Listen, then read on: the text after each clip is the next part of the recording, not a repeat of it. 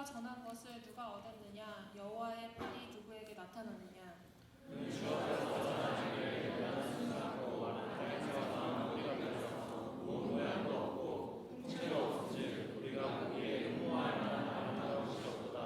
그는 멸시를 받아 사람들에게 버림받았으며 강고를 많이 겪었으며 질고를 아는 자라. 마치 사람들이 그에게서 얼굴을 가리는 것 같이 멸시를 당하였고 우리도 그를 기이 여기지 아니하였도다. 그는 스스로 우리의 죄를 지시고 우리의 슬픔을 나타나였다니 우리는 생각하기를 그는 징벌을 받아 하나님께 말하며 고난을 당한다 하더라. 그가 찔림은 우리의 허물 때문이요 그가 상함은 우리의 죄악 때문이라. 그가 징계를 받음으로 우리는 평화를 누리고 그가 채찍에 맞았으므로 우리는 나음을 받았도다. 우리는 다 양각해서 그렇게하여 각기 책임을 받거든 여호와께서는 우리의 모든 죄악을 그에게 나타나시도다. 그가 공격을 당하여 괴로울 때에도 그의 입을 열지 아니하였으며 마치 군수장을 몰려가는 어린아이와 털 깎는 자 앞에서 잠잠한 양같이 그의 입을 열지 아니하였도다.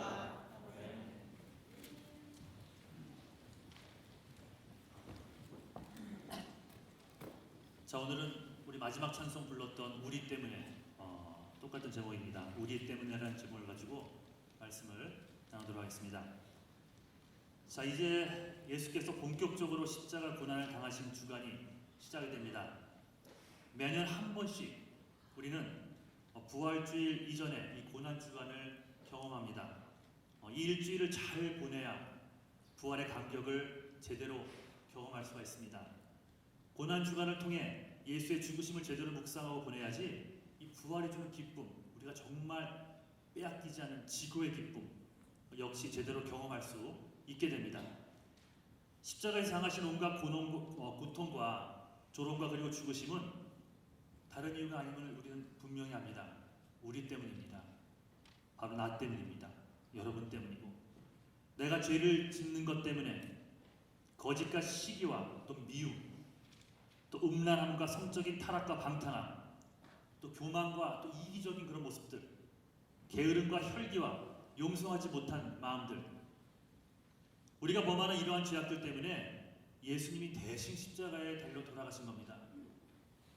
이러한 더러운 죄악들이 나에게는 해당이 안 된다라고 자신 있게 말할 수 있는 사람 아마 이 자리에 아무도 없을 겁니다. 물론 저도 여기에 해당이 됩니다. 예를 들면 조그만 오해를 받아도 흥분하는 저의 모습을 종종 발견합니다. 예를 들면 제 아이들의 버릇없는 행동에 발끈하는 제 모습을 쉽게 발견하고요. 주님을 위해 물질과 몸을 바쳐 헌신하는 것에서는 그리 고민하지 않고 하는 편이지만 이렇게 헌신하는 나를 무시하는 사람이 있다면 쉽게 참지 못하는 모습이 참 많은 것 같습니다.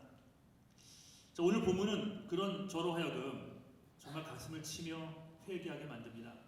그리고 이 마지막 찬송은 제가 찬미에게 부탁해서 같이 하자고 했던 찬송인데 정말 우리 때문에 다 아는 내용이지만 다시 한번 묵상하면서 지난주에 들었고 같이 찬송을 부르자고 했어요. 정말 가슴을 치며 회개하게 만드는 그런 가사고 또 이런 그 본문의 내용임을 다시 한번 깨닫습니다. 예수님은 육신의 모습을 입고 오셨어요. 위풍당당해 보이는 풍채와 고와 보이는 외모, 그리고 보기에도 모든 사람이 흠모할 만한 육신을 입고 오신 것이 아니라 풍채도 없고, 오늘 본문을 보니까 풍채도 없고 고운 모양도 없고 보기에 흠모할 만한 것은 더더욱 없는, 보잘것없는 모습으로 오셨다고 묘사합니다. 우리가 흔히 보는 성화에 나오는 모습, 그 모습이 아니라는 말이죠. 이런 겉모습뿐만이 아니라 예수님의 삶 자체도 절대 우리가 보기에 존귀하지 않았음을, 존귀히 보이지 않았음을 우리는 알고 있습니다.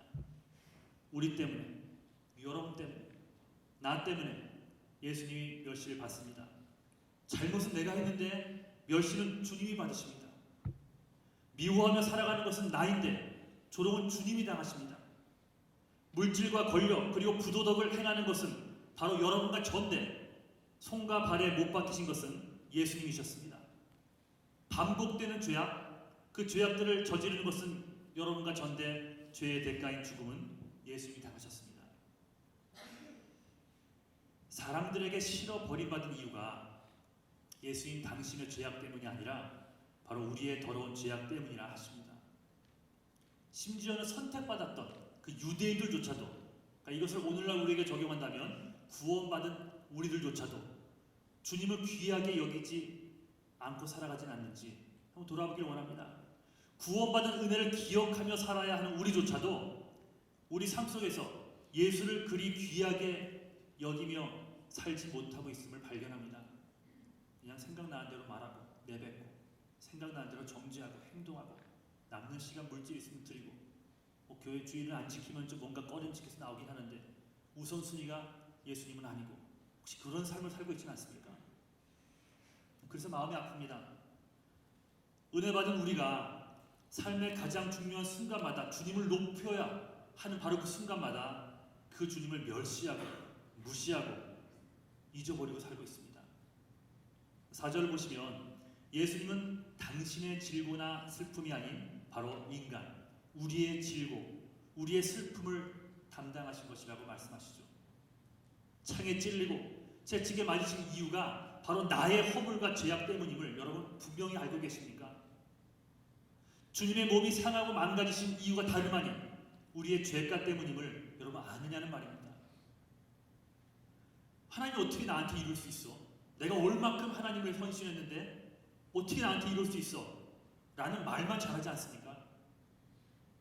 하나님은 당신의 자녀인 우리가 우리의 죄가대로 찢기고 상하고 피 흘리고 고통당해야만 하는 아픔, 그 아픔을 당하지 않게 하시기 위해 나 대신, 여러분 대신 짊어지신 십자가 그 은혜는 더 이상 우리에게 찾아볼 수 없을 때가 너무나 많은 것임을 고백해봅니다. 우리가 받은 십자가의 은혜는 대체 어디 갔나요?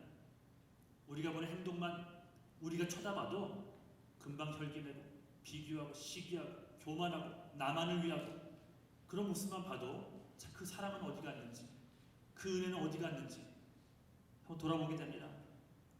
5절, 우리가 이렇게 평화를 누리고 살아가고 나음을 입은 이유가 예수님 십자가 은혜 때문이거늘 과연 그것에 대해 진심으로 감사하며 살아가고 있는지 그 5절을 통해서 다시 한번 돌아보기를 원합니다. 혹시 그 십자가 은혜를 진심으로 감사하며 산다고 말하고 싶다면 여러분이 내뱉는 원망은 뭡니까? 여러분의 입을 떠나지 않는 불만, 비교 이런 것들은 무엇입니까? 아무리 말해도 고쳐지지 않는 남을 함부로 정죄하는 모습은 어떻게 설명하겠습니까? 6절이 그런 우리의 모습을 정확히 설명합니다. 우리는 다 양 같아서 그릇 행하여 각기 제 길로 가는 존재들입니다. 하나님의 말씀으로 매일 매순간 나를 채우며 살아가야 할 우리들에게 가만히 보니 온갖 더러운 것들만 흘러넘칩니다. 겉으로는 번드르르하게 전부 다 멋있고 이쁜 것 같지만 하지만 여러분에게서 나오는 것들을 보면 하나님은 또 정확히 보시겠죠. 온갖 더럽고 추악한 것들 뿐입니다. 교만, 미움, 정죄, 음란, 중상모략, 이기심 이런 죄의 결과 영원한 죽음, 이 세컨데스, 영원한 죽음의 아픔을 영원토록 느끼며 살아야 할 우리 인간들, 그런 인간들을 위해 하나님은 독생자 예수 그리스도에게 우리의 죄악을 대신 짊어지게 하신 겁니다. 4대 성인 중에 한 명을 우리가 믿는 게 아니에요. 우리에게 생명을 주시는, 지금 내가 죽어도 천국으로 이끌어 주실 수 있는 그 메시아 구원자 예수를 믿는 겁니다. 7절, 우리가 마땅히 져야 할 곤욕과 고통을 대신 지시고 가신 예수님의 모습이 그려지죠. 십자가의 죽음으로 나아가실 때 예수님은 잠잠한 양처럼 도살장으로 지금 죽으려 끌려가는 그 양처럼 그 입조차 열지 않았다고 표현합니다. 바로 이것이 우리에게 눈물 겹도록 감사한 은혜가 되는 거예요. 그 십자가의 잔을 포기하거나 그런 우리를 향해 분노하지 않으시고 주님은 묵묵히 입을 열지 않고 그 고난을 기꺼이 감당하셨습니다. 2000년 후에 태어난 우리들의 모습을 상상하면서 내가 이런 놈들을 위해서 죽어야 되나? 그런 생각을 품을 법한데도 불구하고 그거 아시면서도 우리를 사랑했기에 묵묵히 입을 열지 않고 그 십자가의 길을 걸어가신 겁니다. 이것이 우리에게 복음이 되는 거예요. 복음이 뭡니까? 그 뉴스잖아요. 기쁜 소식. 기쁜 소식은 다른 것이 아니라 우리의 죄를 대신 담당하시면서도 입 한번 열어 분노하시거나 후회하지 않으셨다는 사실. 우리는 이 은혜를 깨닫고 기억해야 할 것입니다. 이번 주 고난주간이 시작됩니다. 그동안 잊고 살았던 예수 그리스도의 은혜를 다시 한번 기억했으면 좋겠습니다.